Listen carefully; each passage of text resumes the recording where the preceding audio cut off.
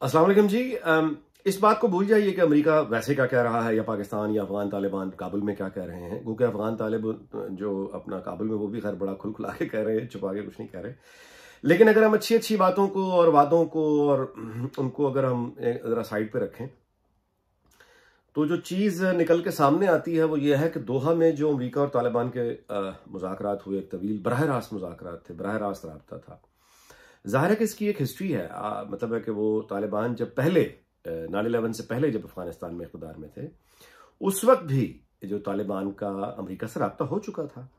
और आपको मैं एक बात बताऊं, जो मुझे शाहिद खाकान अब्बासी ने बतौर वज़ीर पेट्रोलियम जब ये थे ना नवाज शरीफ की काबीना में, तो एक दफ़ा इन्होंने इस्लामाबाद में अपने ऑफिस में इनसे बात हो रही थी, तो उन्होंने कहा कि ये एक पाइपलाइन की बात की। यूनिकॉल वो एक अमरीकी कंपनी थी जिससे तालिबान ने मुआहदा कर लिया था कि वो एक पाइपलाइन सेंट्रल एशिया स्टेट, गालिबन उज़्बेकिस्तान से वो पाइपलाइन चलनी थी, टापी उसका तुर्कमानिस्तान से। और वो यूनिकॉल का एक प्रोजेक्ट था, बहुत बड़ा प्रोजेक्ट। और उस पर तालिबान जो है वो ये मान गए थे उस कंपनी के साथ। इनके एक वफ्द ने एक्चुअली अमेरिका का दौरा भी किया था यूनिकॉल की दावत पे, और यूनिकॉल का वो प्रोजेक्ट था। और उस पर तालिबान उस वक्त ये मान गए थे, पुराने हुकूमत में ये मान गए थे कि यूनिकॉल के दफातर जहां जहां भी होंगे और वो पाइपलाइन जहां से गुजरेगी उसकी गारंटी उन्होंने की, और वो दफातर जहां जहां भी होंगे वहां पे अफगान खवातीन उस कंपनी का यूनिफॉर्म पहनकर काम कर सकती हैं। यानी तालिबान उनसे ये मान गए थे। उसके बाद फिर खैर वो कुछ भी नहीं हो सका, 9/11 हो गया। तो मुझे शाहिद खान अब्बासी ने ये बताया भी था, समझाया भी था कि देखें इनका जो है ना तालिबान, वैसे आप इनके वो यानी जो कॉन्सेप्ट ऑफ इस्लाम और शरीयत है उससे आप बिल्कुल, वो हमारा ज़ाहिर है कि हक का हम इख्तलाफ करते हैं, लेकिन कारोबारी ये बड़े पक्के हैं। पख्तून जो है भाई हमारे, होना भी चाहिए जैसे मेमन बरादरी और बाकी, वो कहते हैं कारोबार में ये बड़े पक्के हैं। शायद खान अब्बासी ने मुझे बताया कि ये इनके साथ अगर वो, मतलब है आप अगर वो बात बिजनेस की करेंगे कारोबार, तो वो बिल्कुल आपसे आपको प्रोटेक्शन भी देंगे, फैसिलिटेट भी करेंगे, पैसे तो कमाएंगे ना।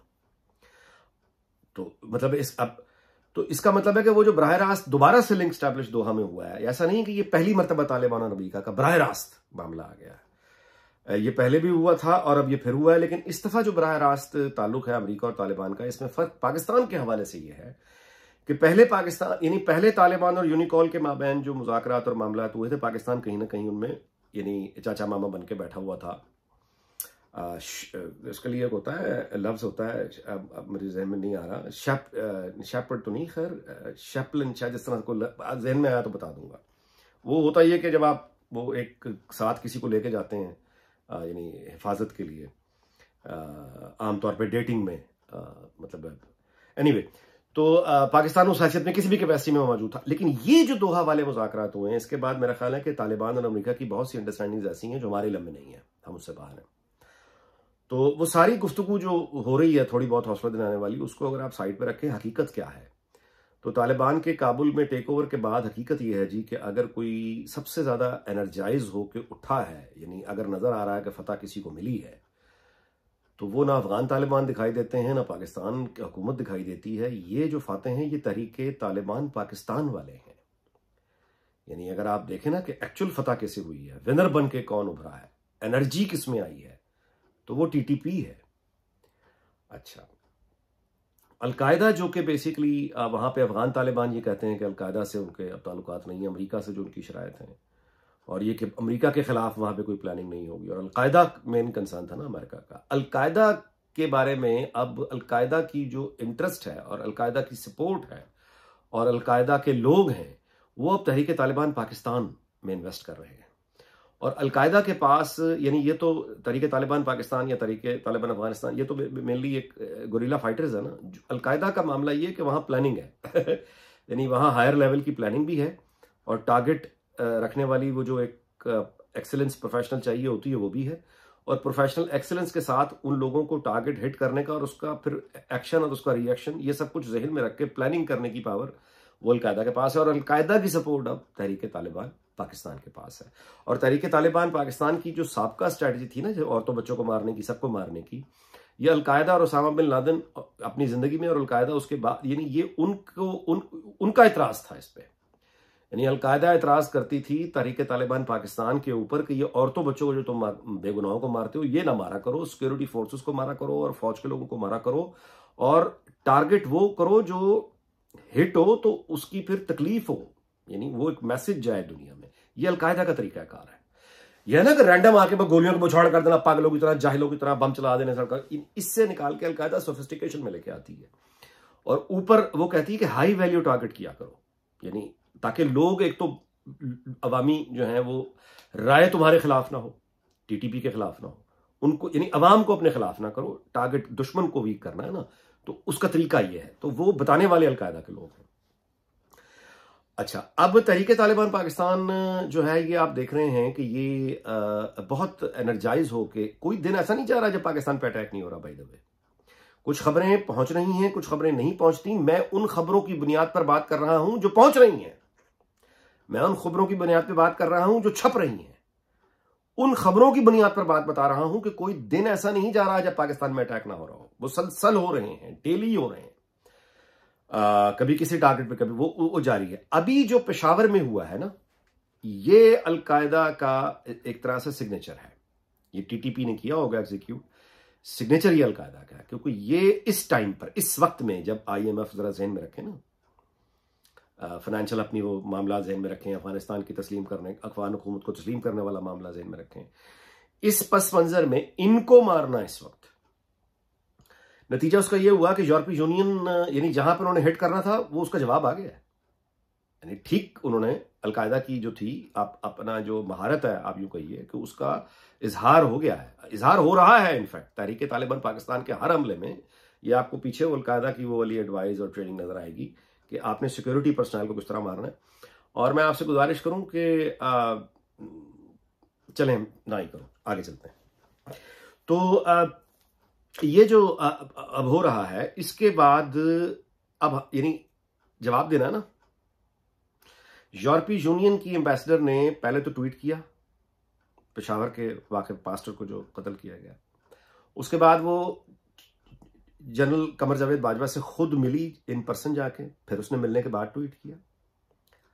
यूरोपीय यूनियन की एम्बेसडर ने ट्वीट किया, जिसके बाद उसे काफी ना समझते हुए जर्मनी के एम्बेसडर ने उसको सिलेक्ट करके ऊपर से अपना एक और ट्वीट किया, यानी एंडोर्स किया यूरोपीय यूनियन की एम्बेसडर ने, अपनी आवाज से आवाज मिलाई कि यह बहुत जुल्म हुआ है। अब जाहिर है कि यूरोपीय यूनियन के एम्बेसडर हों या जर्मन के एम्बेसडर हों, ये तो बेसिकली एग्जीक्यूटर, मतलब एम्प्लॉयड लोग होते हैं, इनको तो इंस्ट्रक्शंस मिलती हैं। और ये माहिर सफारतकार, वाकई डिप्लोमेट्स होते हैं, यानी ये वाकई डिप्लोमेट्स होते हैं। तो जब ये अपनी ना सिर्फ ये कि ट्वीट करें, पब्लिकली करें, बल्कि अच्छा मिल किसको रही है वो जाके यूरोपियन यूनियन की एम्बेसडर, वो जनरल बाजवा को मिल रही है, वज़ीर आज़म से नहीं मिली, इमरान खान से नहीं मिली। वो अपनी कंप्लेंट लेके जनरल बाजवा के पास गई है। और उसके बाद जो उन्होंने जवाब यानी जो कहा है कि ये बातें हुई हैं सिक्योरिटी की, और आगे वो जो भी तहफ़्फ़ुज़ात थे वो उसका, और हमने जो यकीन दहानियाँ, वो सारी यकीन दहानियाँ जनरल बाजवा ने करवाई हैं। इमरान खान इस सारी तस्वीर में बिल्कुल गायब है। अच्छा, तो मतलब ये है कि अब एक नई जंग अफगानिस्तान के साथ जिसमें हम जा रहे हैं। अब पाकिस्तान क्या कर सकता है? इमरान खान ये कह चुका कि अफगानिस्तान में हमारे तो मुज़ाकरात हो रहे हैं, ब्लंडर किया उसने वो कह के, वो सारी सीक्रेसी उसकी खत्म हुई, हम यही समझते थे, और मुमकिन है ऐसा भी हो। लेकिन अगर इमरान खान ऐसा ना भी कहता तो वो जिस चीज को हम मुज़ाकरात समझ रहे हैं वो तो कहीं कामयाब नहीं हो रही। देखिए, आईने पाकिस्तान, ये तो वजीर भी कह चुके हैं ना पाकिस्तान के, आप आइन को तस्लीम कर लें, हथियार डाल दें, माफ कर देंगे, वो नहीं मान रहे। अच्छा, वो जो निगोशिएशंस इनसे हुई थी पाकिस्तान की, जिसका हम नाच भी रहे थे, भंगड़े डाल रहे थे कि हो रही है बात, हो गई कामयाब, cease fire cease fire cease fire. वो सीज फायर जब हुआ जिसका ऐलान, तो सीज फायर के बाद कुछ बंदे थे ना जो कैदी जो पाकिस्तान ने छोड़े, वो पाकिस्तान ने कैदी छोड़े, जब कैदी छोड़े तो सीज फायर खत्म हो गया। क्या पाकिस्तान ने कोई तावान दिया है सरकारी खजाने से? वो कभी मालूम ही नहीं होगा कितना दिया। तो उनको आम माफी ऐलान किया, हथियार फेंक दें, आइन को मान लें, ऐलान किया, वो नहीं माने, सीज फायर हुआ कि आपके बंदे छोड़ देंगे, उनके बंदे छोड़ दिए, हमले जारी हैं, वो रुक नहीं रहे, वो नहीं रुक रहे। उनका क्या कह रहे हैं वो, क्यों नहीं रुक रहे? वो कह रहे हैं कि पाकिस्तान जो है ये, इसमें गैर इस्लामी निज़ाम है, और ये गैर इस्लामी आइन है इसका, और इसको हम इस्लामी निज़ाम लेकर आएंगे। और इसके अलावा ये कि वो पाकिस्तान से आगे की बात नहीं कर रहे, यानी उनका कोई अभी तक वो ग्लोबल वाली बात उनमें नहीं है। यहां पे अलकायदा से उनका एक डिफरेंस आता है। लेकिन मुमकिन है कि अलकायदा और तहरीक तालिबान, ये अलकायदा का अपना कोई टैक्टिक हो कि अभी पाकिस्तान पे पहले फोकस करो, उसके बाद आगे देखेंगे। तो इस वक्त उनका टारगेट जो है वो पाकिस्तान है। अब या तो यह है कि आप किस मामले पे यानी कैसे, अब आपने अगर पीस करना है तहरीक तालिबान से, तो किन शराइत पे करना है? आइन, हथियार डालना, माफी, पैसा, उनके बंदे आप छोड़ दें, ये तो उनको नहीं चाहिए। इस पर वो नहीं रुक रहे, तो फिर वो क्या चाह रहे हैं? हुकूमत मांग रहे हैं ना, हुकूमत मांग रहे हैं। अच्छा, अब वो पूरे पाकिस्तान की हुकूमत मांग रहे हैं, तो एक मामूली सा, ये तो कोई यानी एक यानी रास्ते पे जाता हुआ मेरे जैसा आदमी भी जो बुनियादी तौर पे एक बात समझ आएगी, वो तो फिर यही आती ना कि अच्छा भी आप पूरा पाकिस्तान मांग रहे हैं, वो तो फिर मुमकिन नहीं है। फिर वो यही है कि थोड़ा आप रख लें तो बाकी हम पीछे हो जाते हैं। तो इस पर कुछ समझौता, अमन का मतलब तो भाई फिर यही है। अगर तो अमन अपीजमेंट ही करनी है ना, तो अपीजमेंट तो फिर यही है। वो कह रहे हैं कि अटक तक का इलाका है उनका, ये मानने की कर लें हिम्मत पैदा, दे दे अटक तक, उनको पीछे हो जाए। इस सूरत में अगर आप समझते हैं अमन हो जाएगा तो हो जाए। अमन फिर भी नहीं मिलेगा, क्योंकि वो अटक पे नहीं रुकेंगे, फिर वो अटक से आगे आएंगे। फिर उनको दूसरी वो पुरानी बाबर और गौरी अब्दाली हीरो याद है ना, बड़े अच्छे हीरो थे हमारे भाई, कमाल करते हैं, भूलते क्यों हैं? तो अब अब्दाली और गौरी और बाबर के जानशीन, उनके वारिस, उनके रास्ते पर चलते हुए तारीख दोहराने पर अगर जिद कर रहे हैं, तो फिर तकलीफ किस बात की, हैरत किस बात की? यही तो कह रहे थे ना, 70 साल से ज्यादा यही पढ़ा रहे थे ना। तो जो पढ़ा रहे थे, जिसको आइडियलाइज कर रहे थे, वो हकीकत सामने आ रही है। तो क्या हुआ फिर? परेशानी किस बात की है? पर है हिम्मत गले लगाने की नए अब्दालियों को, नए गौरियों को, नए बाबरों को?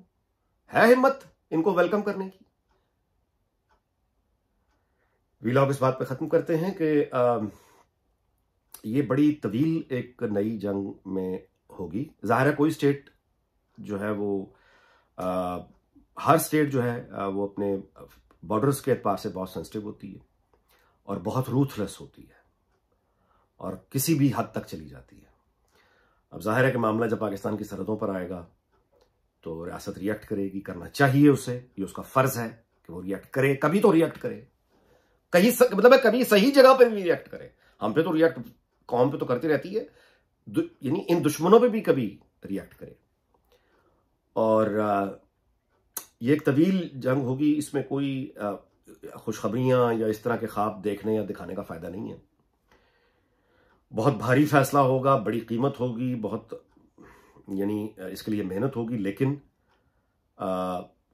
मैं और आप बतौर सिविलियन एक बात हमें समझ लेनी चाहिए कि जिस चीज का हम शेर आया शोर मचाते रहे, वो तो झूठ बोल रहे थे और दुनिया पहले आ भी जाती थी बेवकूफ बन के। लेकिन अब जब हम कहेंगे शेर आ गया है, तो दुनिया में से आने के लिए तैयार कोई नहीं है।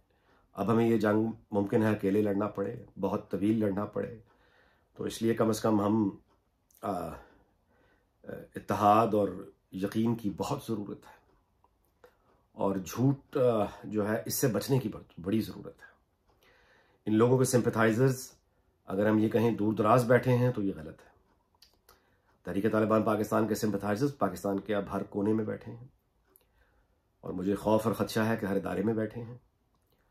और औरिया मकबूल जान अगर लाहौर में बैठ के लिख कर दावत देता है अगस्त में ही तालिबान को कि काबुल की मुबारक हो और बाकी अब आप इधर का रुख करें, हम आपकी मदद के लिए तैयार बैठे हैं, तो ये औरिया मकबूल जान कोई अकेला नहीं है सांप। ये सांप किसी के बल पे बोल रहा है, कुछ लोग हैं, उन्हीं लोगों को आइडेंटिफाई करना है और ये ढूंढना है, मतलब इनको डिस्करेज करना पड़ेगा जी। अब खुलकर सामने आना पड़ेगा और ये तालिबान और इनके तहरीक तालिबान और इनके सपोर्टर्स, इनके हमदर्द जो बैठे हैं, इनके सामने खुल के आना पड़ेगा। वरना आप अमन की ख्वाहिश और ये सुलह सफाई के साथ, हम इस ख्वाहिश के साथ हम किस तरह से इनकी निज़ाम के नीचे आ जाएंगे और फिर ये हमें माफ़ नहीं करेंगे, ये मैं आपको बता दूं। यानी माफ़ नहीं करेंगे से मुराद ये नहीं है कि आपने इनका कुछ बिगाड़ा हुआ है। माफ़ नहीं करेंगे से मुराद ये है कि वो अपनी हर यानी महरूमी कह लें, आप उसे गुर्बत कह लें, जहालत कह लें, जो भी कह लें, उनके जो तसव्वुर है शरीयत, उसमें तो फिर वो जब कब्जा करेंगे तो फिर भाईजान वो नजराना लेंगे जो उनकी इस्लामी शरीयत के मुताबिक, फिर वो लौंडियां भी बनाएंगे, फिर वो गुलाम भी बनाएंगे, फिर वो माले जर यानी वो जंग, माले गनीमत, वो जंग जो उनके नजदीक जंग होगी सिविल वॉर के नतीजे में, जो कुछ भी वो हासिल करेंगे वो फिर माले गनीमत अपना लूटेंगे और कनीजें बनाएंगे, लौंडियां बनाएंगे, गुलाम बनाएंगे। तो अब पाकिस्तान इस तरह से डिस्टेबलाइज होगा, न्यूक्लियर कंट्री है, तो foreign powers specially neighbours they will intervene, उन्हें करना पड़ेगा। बहुत ही मायूस, बहुत ही परेशान कुन सूरत हाल है और इस नोट पर वीलॉग ख़त्म नहीं करना चाहिए। लिहाजा हमें याद रखना चाहिए कि बड़े बड़े चैलेंजेस कौमों पे आते हैं। इराक से बड़ा चैलेंज अभी तक पाकिस्तान पे नहीं आया। बहुत बड़ा चैलेंज आया इराक पे, बहुत बुरी तरह तबाही हुई, लेकिन आहिस्ता आहिस्ता फिर खड़ा हो ही रहा है। तो अल्लाह करे कि हम इतनी कोई बड़ी कीमत दिए बगैर सही रास्ते पे आ सकें। वीलॉग बहुत लंबा हो गया, आई एम सॉरी। फिर मुलाकात होगी, अल्लाह हाफिज़।